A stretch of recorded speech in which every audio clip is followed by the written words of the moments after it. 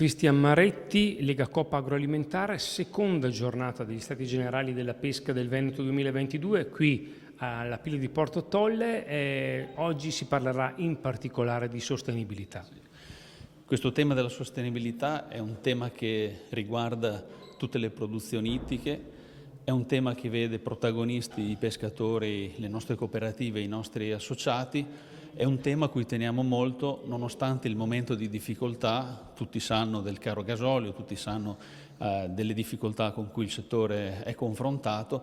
Riteniamo utile comunque per noi, per la sostenibilità del nostro settore, per la durabilità delle attività di pesca, investire, essere partner con le istituzioni, con la Regione Veneto e non solo, con gli enti di ricerca, per riuscire ad essere protagonisti e continuare ad investire in questo settore.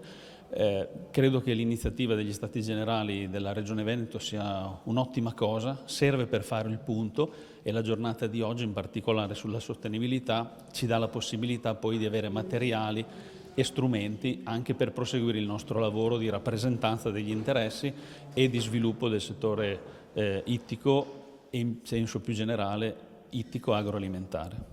Non sarà sicuramente un percorso facile, però da quello che si è capito l'unità può portare a un risultato importante.